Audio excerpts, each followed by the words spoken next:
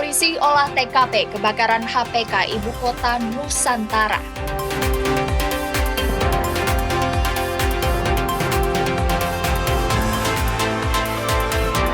Remaja mabuk lem dan miras oplosan diciduk Satpol PP di kawasan Pasar Harum Manis, Banjarmasin.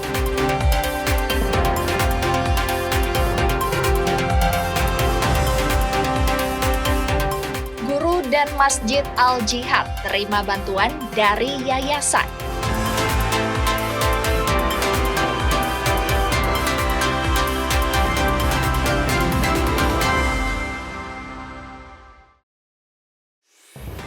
Halo, selamat pagi saudara. Senang kembali berjumpa dengan Anda di Kompas Kalsel hari ini, Jumat 3 Oktober 2025.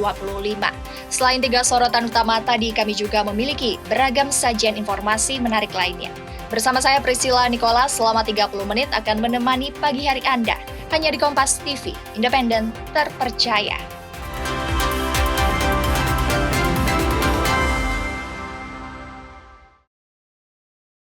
Mengawali berita pertama pagi ini, saudara. Kebakaran hebat melanda kawasan padat penduduk di Jalan Pangeran Diponegoro, Samarinda, Kamis dini hari.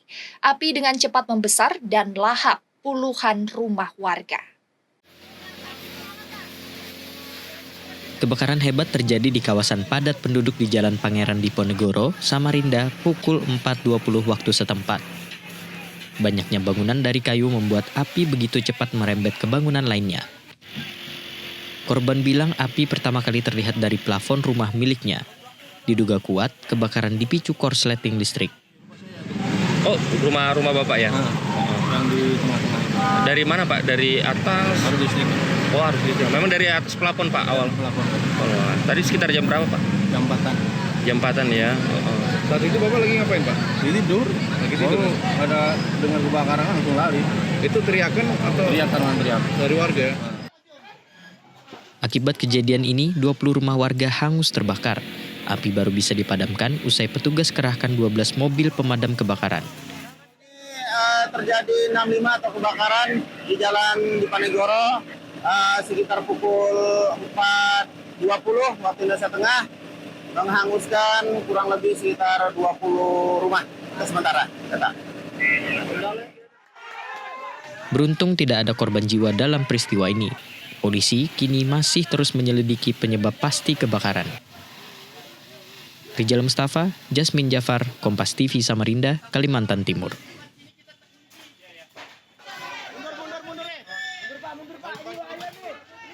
Kebakaran terjadi di hunian pekerja konstruksi HPK Ibu Kota Nusantara. Meskipun tak ada korban jiwa, polisi lakukan olah tempat kejadian perkara untuk menyelidiki penyebab kebakaran. Kebakaran terjadi di HPK 1 Tower 14 Ibu Kota Nusantara pada Rabu sore pukul 17.30 waktu Indonesia bagian tengah. Api dipadamkan total pukul 19.00 waktu Indonesia bagian tengah setelah 15 unit mobil pemadam kebakaran dikerahkan. Juru bicara Otoritas IKN, Troy Pumanto, pastikan tidak ada korban jiwa. 734 pekerja di tower tersebut telah dipindahkan sementara ke hunian lain. 2 lantai, yakni lantai 3 dan 4, rusak berat. Proses pemadaman sudah berlangsung secara cepat didukung oleh 7 mobil pemadam kebakaran, 8 tangki water supply. Total ada 15 unit pemadam kebakaran.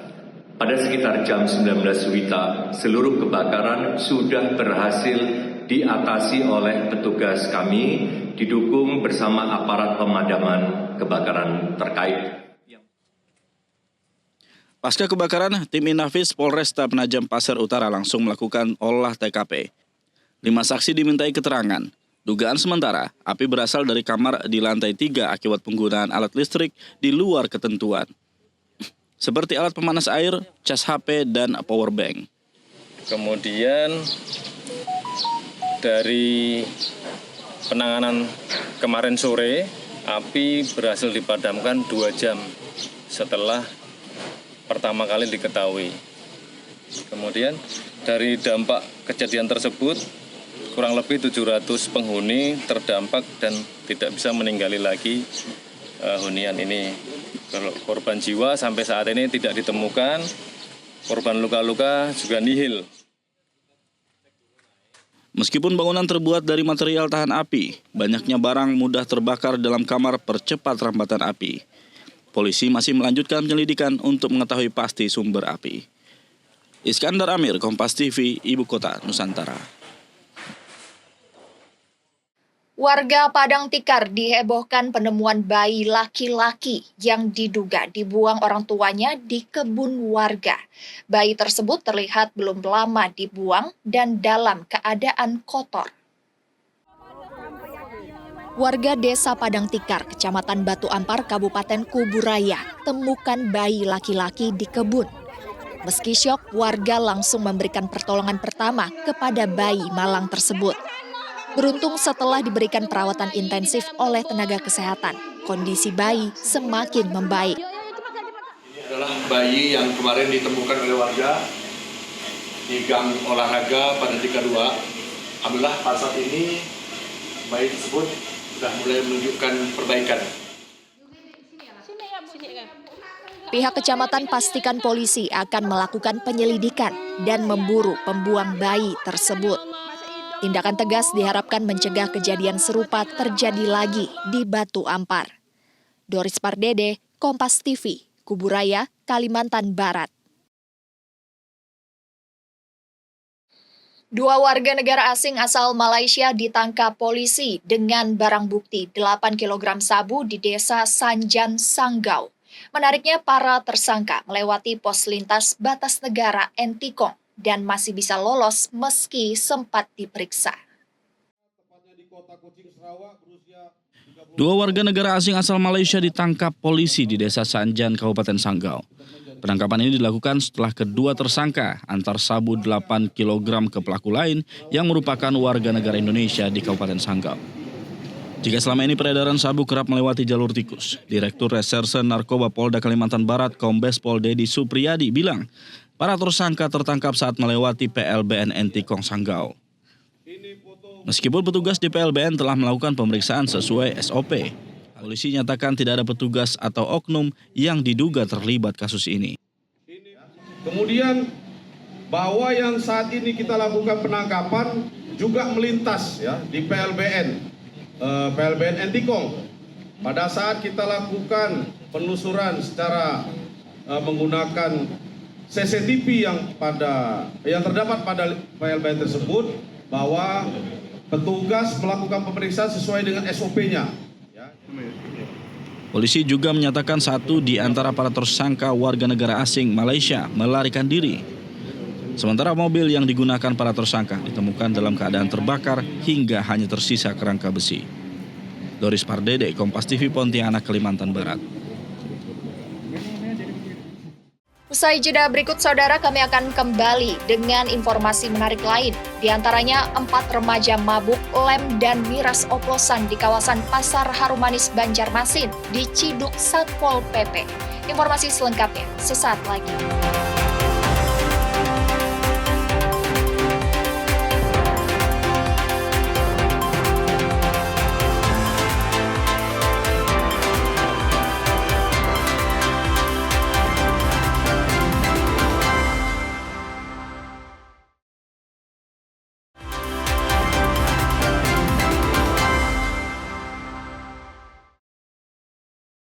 Terima kasih Anda masih bersama kami, saudara. Terciduk sedang mabuk lem dan minum minuman oplosan. 4 remaja langsung diamankan Satpol PP Banjarmasin.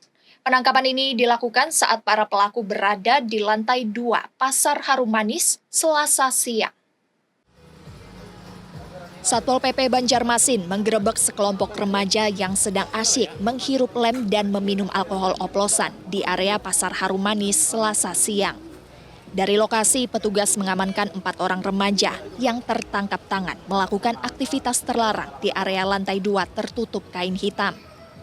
Barang bukti berupa plastik bening berisi lem serta botol bekas minuman alkohol oplosan diamankan. Sementara ini yang terciduk 4 orang, tapi informasi yang kita terima bahwa rutinitas mereka lebih dari itu, kadang 7-10 orang. Nah itu yang laporan yang kami terima, tapi pada saat kami melaksanakan penindakan, yang kami temukan 4 orang. Untuk sementara itu dulu yang kami tindak sambil kita juga memantau, jangan sampai kedepannya terjadi lagi hal-hal seperti ini. Berdasarkan laporan yang diterima Satpol PP, diperkirakan lebih dari 4 remaja yang terlibat.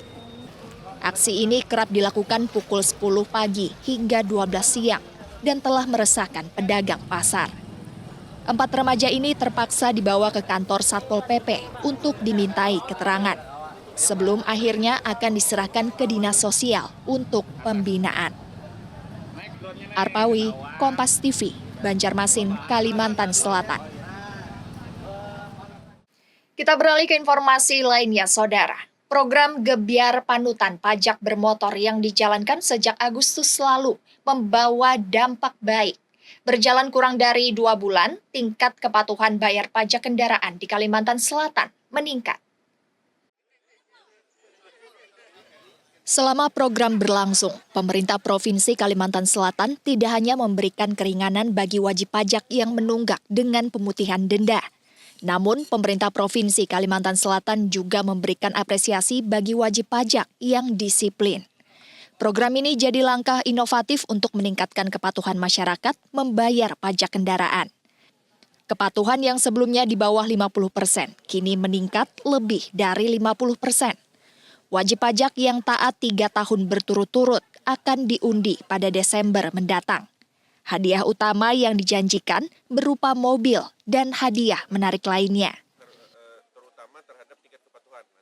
Ya, antusias masyarakat terhadap Gebyar Pekan Panutan ini mereka sangat memanfaatkan terhadap program ini karena masyarakat itu beranggapan bahwa mereka taat pajak, ternyata pemerintah daerah memberikan penghargaan juga kepada yang taat pajak, bukan hanya kepada yang tidak taat pajak.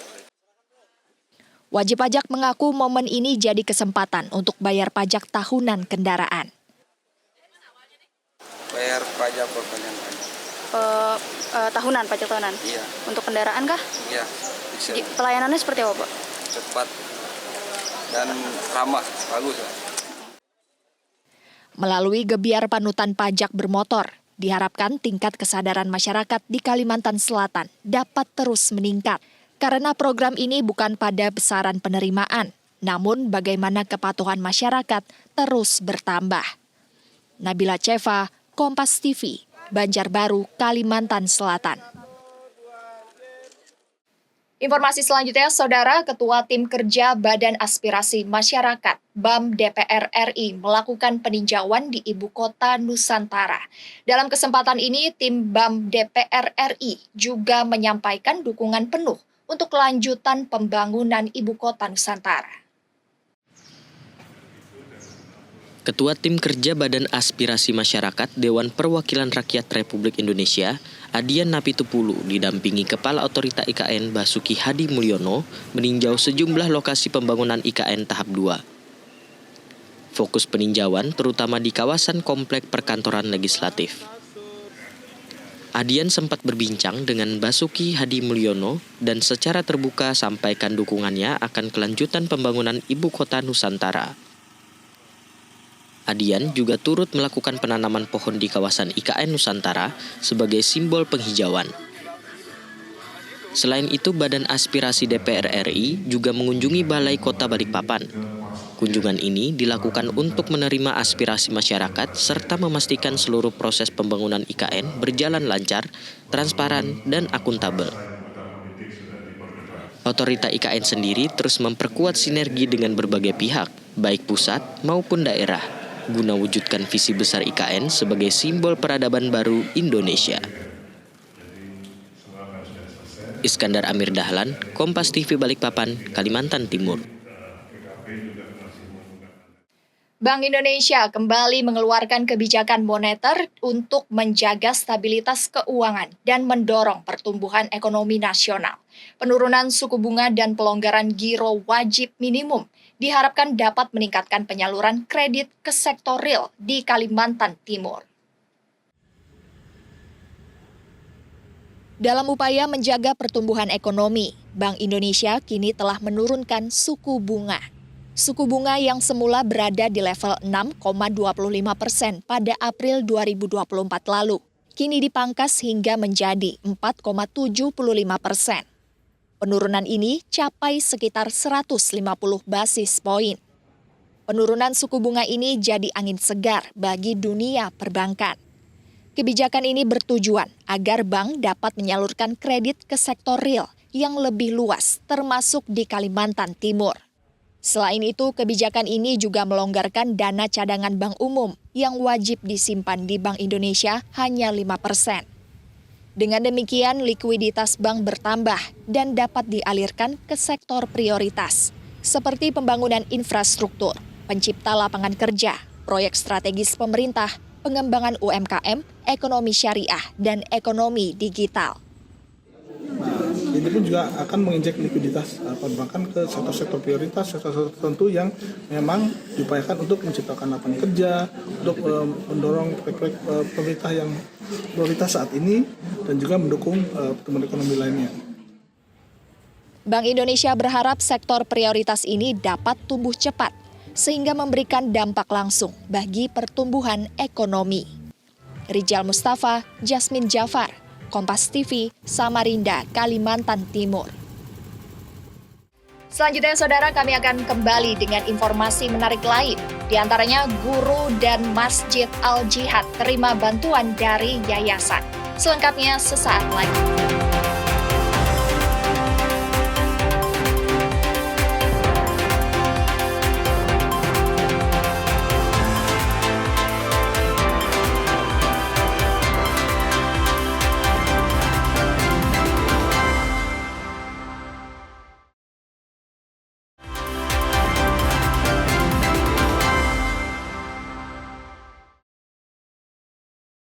Terima kasih Anda masih bersama kami di Kompas Kalsel, saudara.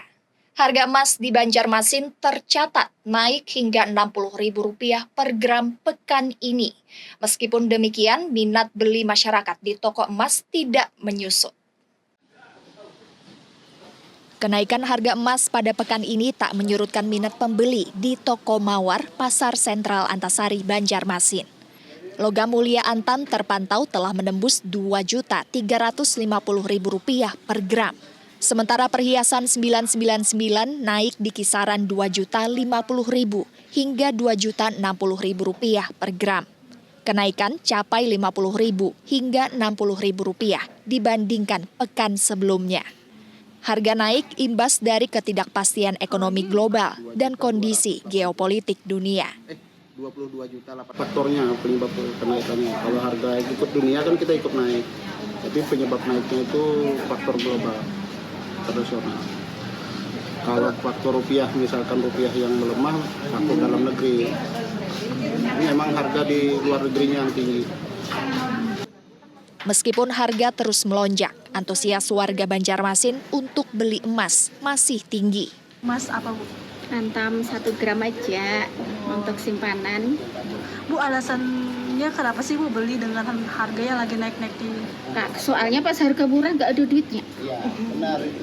Iya, jadi harga berapa aja kalau ada duitnya beli. Iya, benar itu prinsipnya. Iya, itu. Jadi kalau duit itu dibiarkan di rumah kan habis. Kepengen apa-apa, pengen baju, pengen tas kan, gitu. Kenaikan harga emas diperkirakan masih akan terus berlanjut, tergantung dinamika ekonomi global.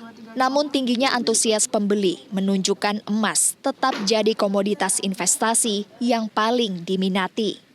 Syaidah Aisyah, Kompas TV, Banjarmasin, Kalimantan Selatan.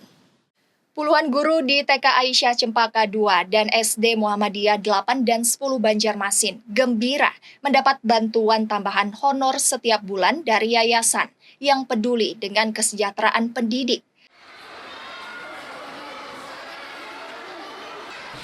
Bantuan untuk guru diberikan Yayasan Mahathir Muhammad Zain dalam bentuk tambahan honor.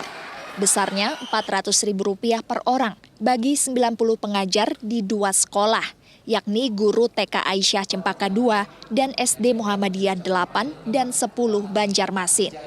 Bantuan yang direncanakan berjalan rutin ini diberikan pihak yayasan sebagai bentuk kepedulian pada dunia pendidikan, khususnya kesejahteraan guru. Masjid semoga dana tersebut bisa digunakan untuk pembangunan kanopi, dan bagi para dewan guru semoga dana tersebut bisa bermanfaat bagi mereka dan juga keluarganya.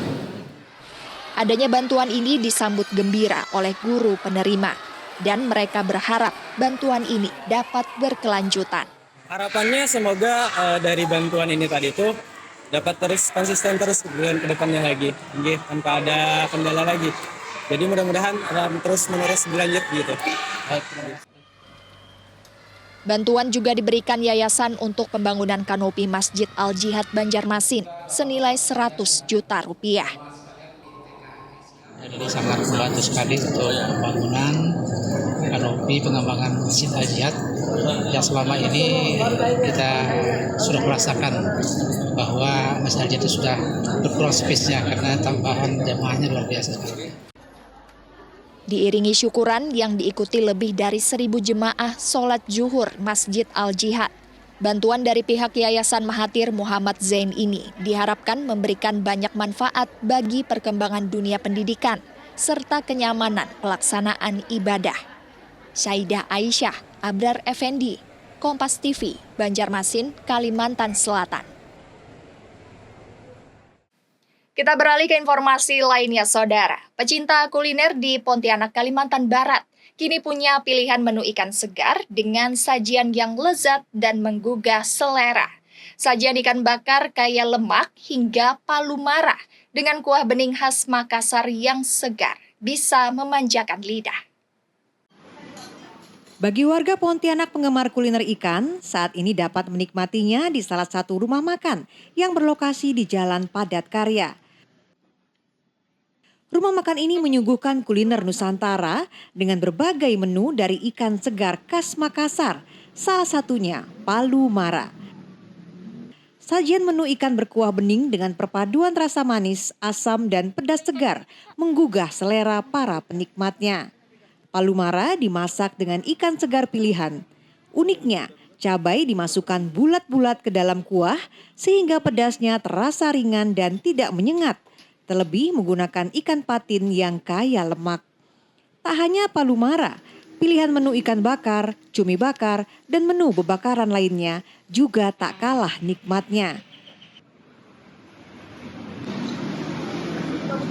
Yang pertama pasti saya suka ikan bakar. Yang kedua, ini tesnya beda dari ikan bakar yang sudah pernah saya coba. Kebetulan lumayan banyak kita pesan tadi ya, dari patin bakar, terus bawal bakar, ayam bakar, lumayan banyak kita pesan. Terus ada palu mara ya, palu mara, terus ada capakisnya kita pesan semua. Kalau saya sendiri ikan patin, karena teksturnya lembut, terus moist gitu, jadi kalau dibakar tuh resep semua bumbu-bumbunya. Kehadiran rumah makan direspons positif masyarakat karena punya sajian yang khas. Yang paling spesial di sini palu mara. Nah, palu mara itu sendiri itu seperti masakan asam manis pedas. Kalau di Pontianak ya, tapi asam manis pedas. Cuman ya ini khas Makassar. Nah, jadi di sini ikannya itu dimasak kuah bening. Tapi cabenya itu kayak lebih bulat-bulat, cabai utuh. Jadi kalau misalnya mau pedas aja boleh gitu. Tapi kalau nggak mau pedas, cuman ekstrak pedasnya ada di cabai itu aja. Jadi kuahnya itu sangat segar, fresh kayak gitu. Nah, ikannya juga yang dibakar di sini juga yang dibikin palu mara, semuanya fresh. Masakan tradisional ini menjadi warna baru dalam dunia perkulineran di kota Pontianak. Cucia Lusinda, Kompas TV, Pontianak, Kalimantan Barat. Saudara, rangkaian informasi tadi sekaligus mengakhiri perjumpaan kita di Kompas Kalsel hari ini. Saya Priscilla Nicola beserta kru yang bertugas mengucapkan terima kasih atas kebersamaan Anda. Selalu saksikan beragam sajian informasi terkini dan teraktual lainnya. Hanya di Kompas TV, independen, terpercaya. Sampai jumpa.